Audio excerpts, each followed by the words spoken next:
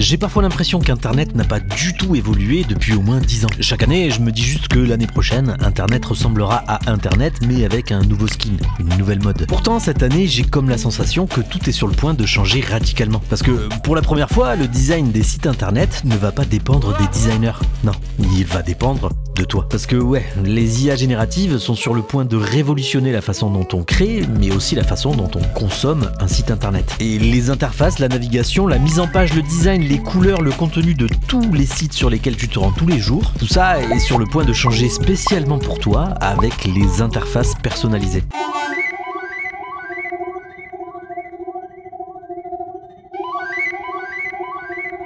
Des interfaces capables de s'adapter à chacun d'entre nous, en fonction de nos goûts, de notre manière de naviguer. Cette vision est sur le point de devenir une réalité. Et pour te démontrer ça, laisse-moi commencer une petite board de Milanote. D'ailleurs, je te parlerai d'eux un peu plus tard car ils sponsorisent cette vidéo. Ok, donc peut-être qu'en 2025, toi et moi, on n'aura pas du tout le même YouTube. Il ressemblera peut-être davantage à TikTok pour quelqu'un qui consomme des shorts et davantage à Netflix pour celui qui consomme des contenus longs. Parce que le but de n'importe quelle plateforme, c'est de te faire rester le plus longtemps possible chez elle. C'est comme quand tu vas chez ta grand-mère, elle te met bien avec des pépitos pour que tu restes. Bah les plateformes c'est pareil, mais comme elles ont pas de pépitos, elles ont créé les algorithmes dans le but de te servir au maximum le contenu qui est susceptible de te faire rester. Ouais, les algorithmes c'est les pépitos d'internet, j'ai vérifié du coup, je note ça pour la prospérité. Et en fait, ça fait longtemps que ça existe, on a déjà chacun un YouTube personnalisé, mais dans son contenu seulement. Pour la forme, c'est autre chose. Le menu ici, les commentaires par là et les suggestions ici, on a tous la même expérience. Et qu'on soit un homme, une femme, qu'on ait 50 ans, 17 ans, qu'on soit belge ou camerounais, on a tous la même interface utilisateur. Alors, c'est tout à fait normal, la conception d'une application c'est déjà très long et très coûteux, d'autant que ça nécessite déjà une adaptation en fonction de la taille de l'écran que tu utilises ou des différents terminaux que tu utilises. Donc servir une version spécifique pour chaque utilisateur, même si ça présente un intérêt évident, c'était jusqu'à présent impossible. Et c'est quoi l'intérêt d'une interface personnalisée? Tu vas me dire, bah c'est toujours la même histoire. Quand je crée une application pour un client, elle est pensée pour un type d'utilisateur donné. Par exemple, pour une application de rencontre, ça peut être des hommes et des femmes entre 25 et 30 ans, CSP+, en milieu urbain. C'est ce qu'on appelle un persona. Et le design de notre application, il sera optimisé pour eux spécifiquement afin de coller au mieux à leurs usages. Et ça fonctionne. Quand on fait ce travail de design, on constate l'amélioration de la courbe de rétention. Mais bon, le problème, c'est que tous les hommes et femmes entre 25 et 35 ans, CSP+, en milieu urbain, bah ils sont pas tous exactement les mêmes. On a tous nos petites subtilités, tu vois, nos aspirations, nos besoins. Alors imagine si ce travail de design pouvait être fait non pas sur des personas, mais pour chacun d'entre nous individuellement. Dans le but d'être le plus précis et d'améliorer la courbe de rétention de chaque utilisateur. Oh, je sens que dans la French Tech, ça va les faire rêver là, non? On a donc d'un côté un besoin évident pour les plateformes, augmenter la rétention, et de l'autre une technologie mature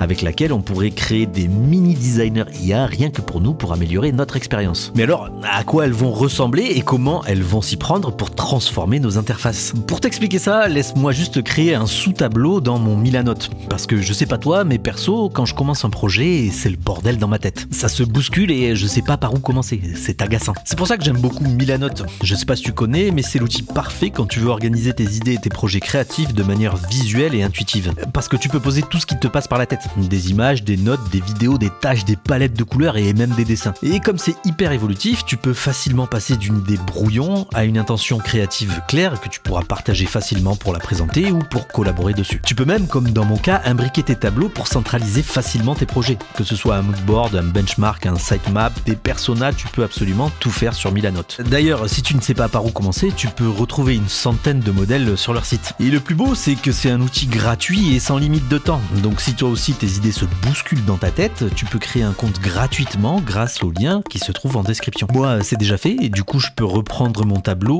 les IA designers. Bon, les IA qui savent créer des designs d'applications et de sites internet, ça existe déjà, mais c'est pas vraiment de ça que je veux parler ici. Pour comprendre, il faut se rendre compte de la manière dont est construite une application. On part généralement d'un brief avec un besoin utilisateur. Par exemple, les jeunes hommes et femmes CSP+ en milieu urbain sont d'énormes frustrés.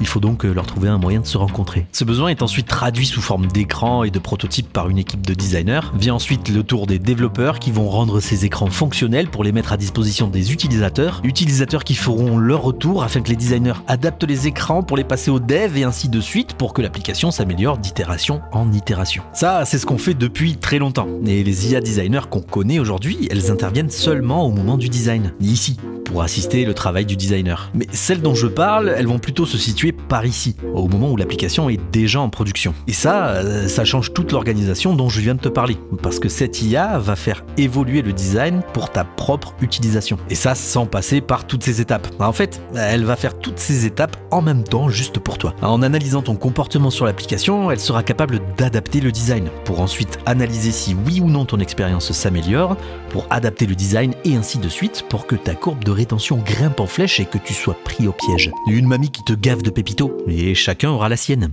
J'ai hâte de rencontrer ma mamie IA. Bon, là je te dépeins un tableau où les designers sont un peu hors jeu, mais pas vraiment en fait. Ou en tout cas pas dans un premier temps. Parce que de la même manière que les IA ont appris à lire et à écrire notre langage, elles vont devoir apprendre à lire et à écrire le langage des designers. Les design systems. Ouais, parce qu'il faut aussi lui apprendre à pas faire n'importe quoi et les plateformes vont quand même devoir garder leur propre identité. À savoir quel système de couleurs elles utilisent, comment elles construisent un bouton, un formulaire, un menu. Tout ça est défini dans un design system et le travail du designer consiste très souvent à assembler tous ces éléments pour créer des pages et des expériences. Comme un assemblage de Lego si tu préfères. D'ailleurs, je construis mon propre UI kit sur Figma et si tu souhaites, tu peux cliquer sur le bouton rejoindre pour que je te le partage à chaque nouvelle version. Ok, donc ces IA vont probablement jouer au Lego juste pour toi afin de modifier ton interface et la mettre à ton goût. Pourquoi pas ton YouTube, si Google met ça en place. Dans ce cas-là, à quoi il risque de ressembler ton YouTube à toi ? Il y a environ un an, j'ai sorti une vidéo qui vous a plutôt intéressé. YouTube en 2024 où j'essayais de faire des prédictions de design. Bon, c'était juste un prétexte pour parler de la tendance Bento UI. Mais du coup, j'ai bien envie de garder YouTube comme mon cobaye pour les prédictions de cette année. En plus, c'est une plateforme qui s'y prête super bien vu les nombreux usages qu'elle propose. Du coup, pour savoir à quoi pourrait ressembler un YouTube qui s'adapte tout seul en fonction de son utilisateur, il me faut le YouTube de base et deux utilisateurs. Par exemple, Mikadou, que tu connais peut-être si tu as vu cette vidéo. Hello, ravi de vous retrouver. Ses sessions YouTube à lui, c'est 30 minutes entre midi et 2 pendant qu'il prend son thé matcha. Et pour le deuxième utilisateur, on va dire Mikadoum. Ouais, moi je suis pas ravi de vous retrouver. Enfin, je m'en tape quoi. Pour lui, les sessions vont plutôt se dérouler la nuit, de 23h à 4h du matin, pendant lesquelles il regarde des contenus bien deep qui durent de 1 à 2 heures. Ouais, j'ai pas sommeil la nuit. Bon, là tu seras d'accord avec moi, on a deux usages radicalement différents. Du coup, c'est un peu aberrant qu'ils aient tous les deux la même interface. Et essayons maintenant d'activer notre IA designer pour voir l'évolution de l'interface d'un côté et de l'autre. Du côté de Mikadoum, elle pourrait comprendre rapidement qu'il clique seulement 0,05% du temps sur les shorts. Cette zone ici devient donc un gros manque à gagner pour la plateforme. Une zone complètement inexploitée. L'IA devrait donc décider toute seule de la placer plus bas dans la page. Et comme Mikadoum est maintenant plus susceptible de trouver rapidement un contenu qui l'intéresse, elle comprendra que c'était un choix judicieux. Et bim, un petit pépito là. T'as encore faim ? Parce qu'elle peut aussi constater que Mikadoum est très actif quand il s'agit de commenter les posts des créateurs qu'il apprécie. Elle remontera donc les posts beaucoup plus haut pour l'occuper un peu plus. Et comme au cours des 365 derniers jours, Mikadoum n'a fait aucune recherche, elle décide tout simplement de supprimer la barre de recherche ici en haut pour la remplacer par un lien dans le menu. Encore de la place gagnée. Au contraire, pour Mikadou, l'IA pourrait se rendre compte qu'il utilise uniquement la barre de recherche pour trouver du contenu en rapport avec ses inspirations du moment. Alors le guarana. Elle devrait donc donner une place importante à la search bar et pourquoi pas lui proposer en tout premier du contenu en rapport avec ses dernières recherches. Et comme Mikadou n'a pas utilisé le menu ici au cours des 365 derniers jours, elle décidera de le rétracter par défaut. On se retrouve donc avec deux YouTube assez différents alors qu'en fait on a fait seulement quelques petits changements. Et encore c'est seulement des personnalisations dans l'expérience parce que ce qu'on pourrait voir aussi c'est une adaptation dans le style avec une personnalisation des couleurs pour trouver l'interface la plus agréable pour chaque utilisateur. Notre IA designer pourrait donc se rendre compte que Mikadoum est plus à l'aise avec un dark mode associé à des couleurs bien contrastées. Là où Mikadou se contentera d'une interface très épurée car il n'aime pas les agressions visuelles. Je suis luminosensible. C'est pour ça que j'ai du mal à me dire qu'il devrait y avoir un style dominant pour 2025. Alors bien sûr, il y en aura, mais j'ai comme l'impression que ça va beaucoup dépendre des utilisateurs. On le voit déjà avec Arc qui propose de pimper tous les sites que tu souhaites pour qu'ils soient en accord avec tes goûts. Alors perso, je suis pas sûr que ce soit une bonne idée parce que ça rend possible des horreurs comme celle-ci. Mais bon, la beauté c'est pas vraiment un critère quand il s'agit de rétention.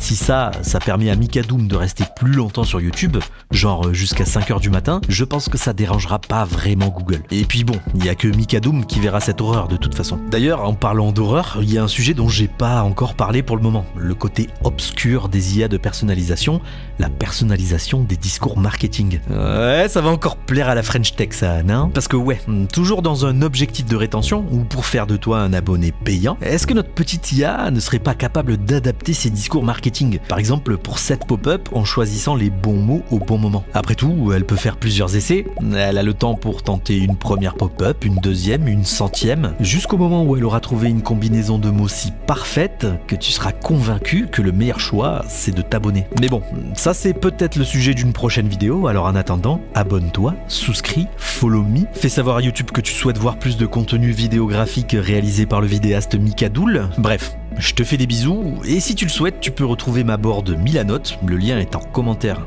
Merci à eux pour leur soutien.